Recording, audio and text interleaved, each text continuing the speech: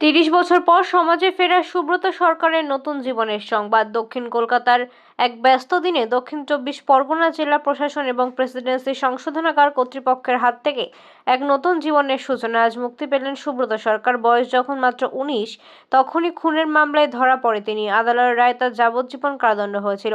সেই থেকে শুরু হয় দীর্ঘ ৩৩ বছরের কারাজীবন। ৩৩ বছর পর তিনি আবার খোলা আকাশের নিচে এসে দাঁড়ালেন। সমাজের মূল স্রোতে ফিরিয়ে আনার উদ্দেশ্য তাকে দেওয়া হয়েছে একটি নতুন পথ চলার হাতিয়ার, একটি অটো। রাসবিহারী থেকে বেহালা রুটে এখন থেকে রোজ অটো চালাবেন সুব্রত সরকার। কারাগারের অন্ধকার থেকে নতুন আলো। যৌবনের স্বপ্নগুলো শিকের আড়ালে বন্দী ছিল এতদিন। জীবনের সবচেয়ে রঙিন সময় কেটে গেছে জেলের চার দেওয়ালের মধ্যে। সেখানে দিন গুনতে গুনতে বার্ধক্যের দিকে এগিয়ে গিয়েছিলেন তিনি। তবুও মনের ভেতর আশা ছিল, একদিন হয়তো মুক্তি মিলবে, আবার হয়তো সমাজে তাকে গ্রহণ করবে। আর সে আশার আলো চোখে মুখে স্পষ্ট। গাড়ির হ্যান্ডেল ধরে দাঁড়িয়ে যখন প্রথম ছবি তোলা হলো, তখন তার চোখের জল আর ঠোঁটে এক অচেনা হাসি। প্রশাসনের উদ্যোগ। দক্ষিণ ২৪ পরগনা জেলা প্রশাসন জানিয়েছে, সমাজের পুনর্বাসনের অংশ হিসেবে সুব্রতকে অটো দেওয়া হয়েছে। উদ্দেশ্য একটাই, যাতে তিনি নিজের পরিশ্রমে আবার সম্মানের সঙ্গে বাঁচতে পারে, নিজের জীবিকা গড়ে তুলতে পারে।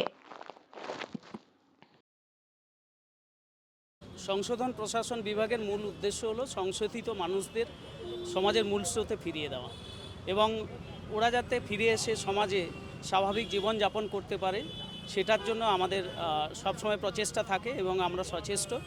সুব্রত সরকার খুব কম বয়সে, ১৯ বছর বয়সে ওর কনভিকশন হয়, অপরাধের সঙ্গে জড়িয়ে পড়েছিল।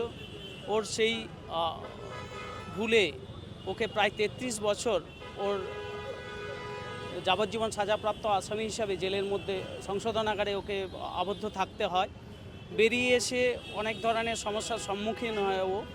আমরা দক্ষিণ ২৪ পরগনা জেলা প্রশাসনের তরফ থেকে আমরা চেষ্টা করি যাতে ওকে সমাজের মূল স্রোতে ফিরিয়ে দেওয়া যায় এবং তার জন্য আমরা সচেষ্ট হই।